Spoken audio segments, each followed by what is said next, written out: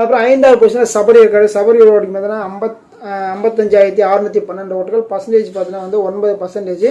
So சபரியுமே வந்து ஒரு நல்ல பிளேயராக தான் வந்து இப்போதைக்கு வந்து முன்னேறி வந்துட்டே இருக்காரு. அவரோட கேம் வந்து இம்ப்ரூவ்மெண்ட் ஆகிட்டே இருக்குது. டே பை டே வந்து கொஞ்சம் கொஞ்சமாக டெவலப் பண்ணிகிட்டே வராரு.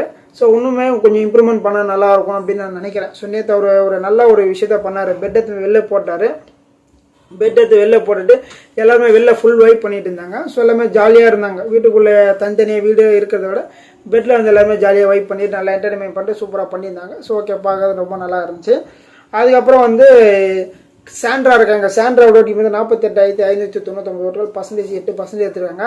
சாண்ட்ரா பற்றி என்ன சொல்கிறது தெரிலங்க. சாண்ட்ரா தான் ப்ரொமோ ஃபுல்லாக இந்த வாரம் ஃபுல்லாக சாண்ட்ரா தான். பட் வந்து சூப்பராக இருந்தால் நான் சூப்பராக ஒன்று சண்டை போட்டு சாண்ட்ரா வரலாம், இல்லை வந்து டாஸ்க் இல்லாட்டி சாண்ட்ரா வரலாம், இல்லை வந்து பயணம் பாடி டான்ஸர் இந்த மாதிரிலாம் சாண்ட்ரா வந்தால் பார்க்கறது ரொம்ப நல்லாயிருக்கும். பட் இவங்களை பார்க்கும்போது ஃபுல்லாமே வந்து எப்போ பார்த்தாலும் அழுதுகிட்டே தான் இருக்காங்க. ஸோ அழுதுகிட்டே இருக்காங்க, இல்லை வந்து யாரை பற்றியும் அதை பேசிகிட்டே இருக்காங்க. இந்த மாதிரி விஷயங்களை சாண்ட்ரா ரொம்ப பார்க்க ரொம்ப வெறுப்பாக இருக்குது. அவங்க இந்த பிக் பாஸ் வீடு என்ன நினைச்சிட்டு இருக்காங்க தெரியல. எதுக்காக பிக் பாஸ் வீட்டுக்குள்ளே வந்தாங்க? கேம் விளையாட வந்தாங்களா, இல்லைன்னா வந்து நான் எங்கள் வீட்டுக்குள்ளே இப்படி தான் இருப்பேன்னு காட்டுறதுக்கு வந்தாங்களா, எதுக்கும் தெரிலங்க. இது பிக் பாஸ் வீடு 20 பேர் இருக்கிற வீடு. ஒருத்தனா ஒரு டைரக்ஷன், ஒரு மைண்ட் செட் இவ்வளோ இருக்குது. இதெல்லாம் வந்து இவங்க அறிஞ்சும் ஏன் இப்படிலாம் பண்ணுறாங்கன்னு தெரில. அவங்கள பற்றி என்ன சொல்கிறதுன்னு தெரில. பட் வந்து நிறைய பேர் வந்து ஏன் அவங்கள பற்றி நெகட்டிவாக பேசுங்க கேட்குறீங்க. பட் வந்து அவங்க பண்ணுறது தான் நம்ம சொல்கிறோம்.